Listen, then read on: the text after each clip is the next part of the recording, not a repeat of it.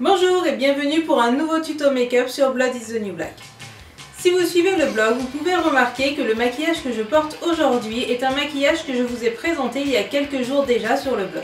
Je n'avais pas du tout prévu d'en tourner une vidéo, vous avez été plusieurs à me demander si je pouvais en tourner un tutoriel. J'ai donc décidé de vous proposer cette vidéo. J'aime beaucoup ce maquillage parce que comme vous allez le voir, c'est un maquillage qui ne nécessite que très peu de produits. J'utilise uniquement un liner gel, un fard à paupières noir et un crayon pour les yeux. J'utilise mes marques favorites, à savoir NARS et Urban Decay, mais vous pouvez tout à fait reproduire ce look avec n'importe quelle marque de magasin. Sur ce, je vous laisse découvrir le pas à pas et à tout de suite.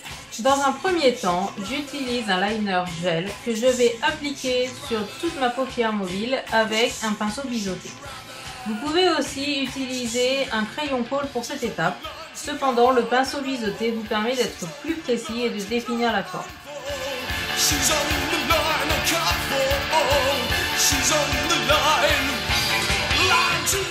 Cette étape est relativement critique car c'est elle qui va définir l'aspect extérieur de tout votre maquillage. Une fois satisfait avec la forme, il ne vous restera plus qu'à la remplir de manière assez grossière avec le liner.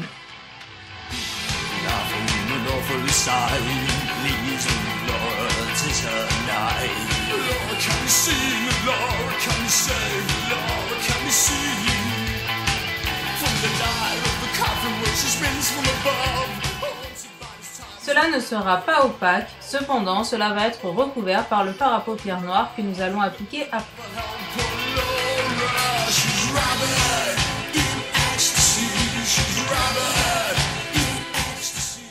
Pour le fard à paupières, j'utilise Blackout de la Shadow Box de Urban Decay. C'est un noir mat que j'aime énormément. Avec un pinceau plat, je vais tapoter par-dessus le liner gel afin d'opacifier le tout. Tapoter plutôt qu'étaler vous permet de gagner en pigmentation et de mieux fixer le fard.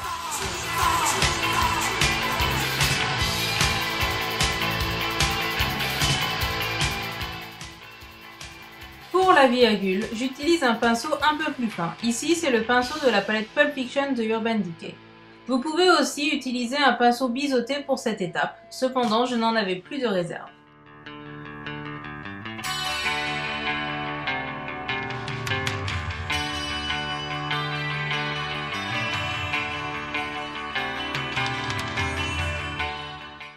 Afin de bien définir la forme de mon maquillage, j'utilise un fard à paupières chair, ici pris dans la palette Pulp Fiction de Urban Decay, pour définir et repasser tout autour de la forme.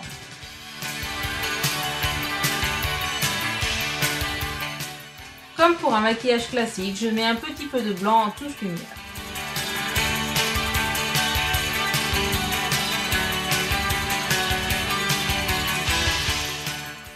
Je n'oublie bien sûr pas le col à l'intérieur de l'œil, mais aussi au ras des cils afin de réellement avoir les yeux très noirs. L'idée est de ne pas avoir un seul morceau de peau qui dépasse.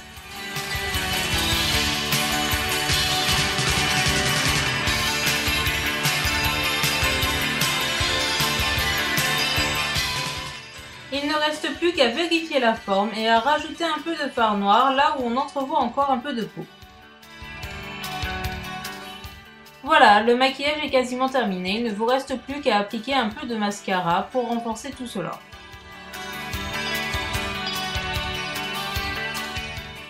Comme vous l'avez vu, c'est un make-up qui demande très peu d'ustensiles mais qui demande quand même une certaine dextérité. Généralement, je me retrouve à faire un œil et avoir le deuxième œil pas du tout symétrique et donc à démaquiller un des deux yeux et à essayer de rattraper tout, et ce qui fait qu'au final je ressemble à un panda. Ce n'est pas très grave parce que ce n'est pas un make-up qui va dans la finesse, le but c'est vraiment d'avoir les yeux très noirs. Généralement, je porte ce genre de make-up avec un rouge à lèvres nude ou juste un gloss, c'est ce que je porte aujourd'hui.